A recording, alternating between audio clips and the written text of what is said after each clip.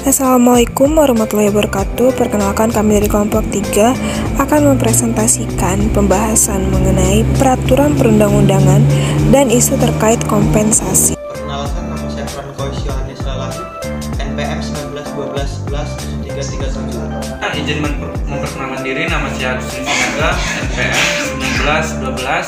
191211-110134. Perkenalkan, nama saya Yeni Filandraha.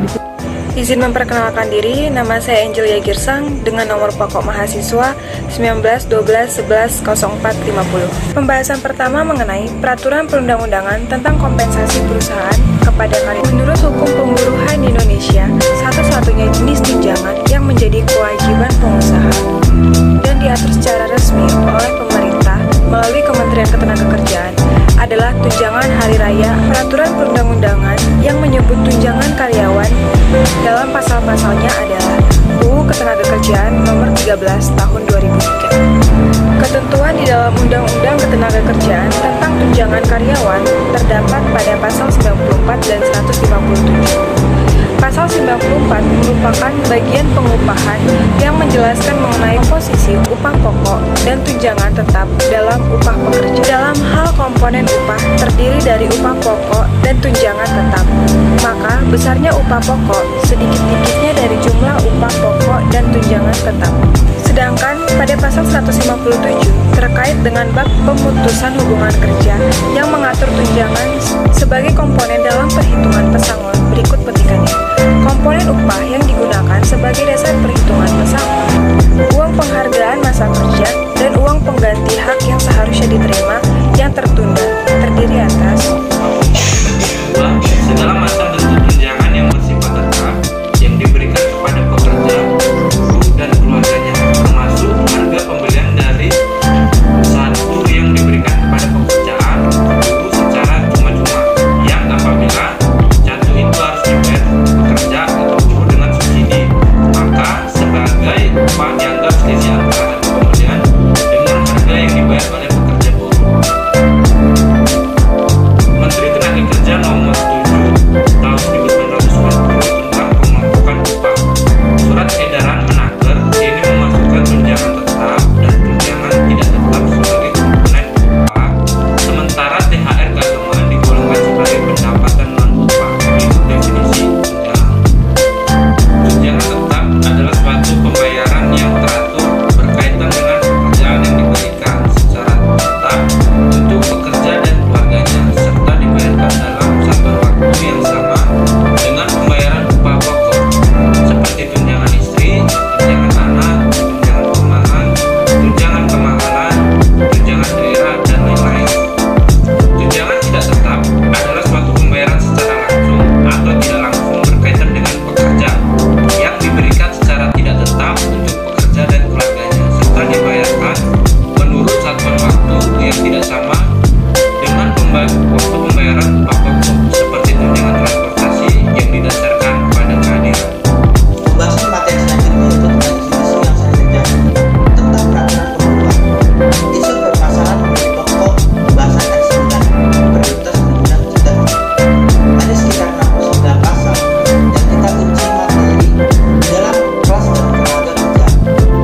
Antara lain ada 9 isu prioritas dari 69 pasal tersebut, yaitu isu pertama.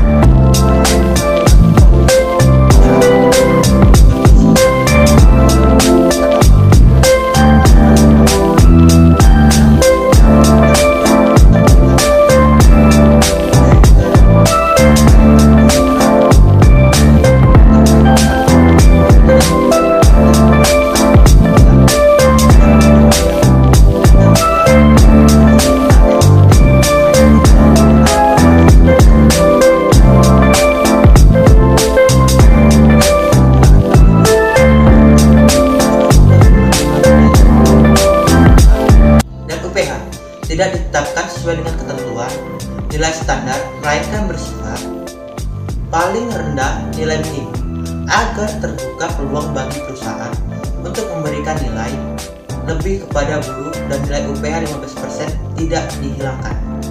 Isu prioritas ketiga adalah terkait dengan outsourcing. Outsourcing adalah perusahaan penyedia jasa tenaga kerja atau dengan kata lain menyediakan dan menyalurkan tenaga kerja dengan keahlian tertentu ke perusahaan yang membutuhkan. Alasan terkait outsourcing tidak disetujui adalah outsourcing tidak dibatasi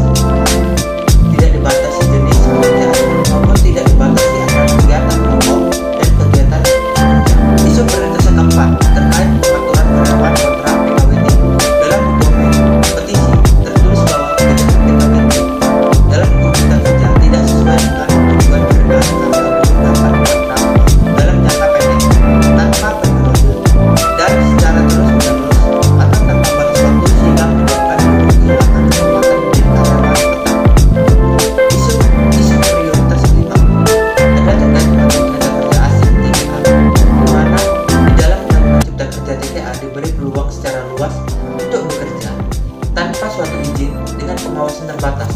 Ketentuan tersebut tidak menunjukkan adanya perlindungan kepada pekerja WNI yang semestinya mendapatkan prioritas untuk mengisi posisi atau pekerjaan tersebut.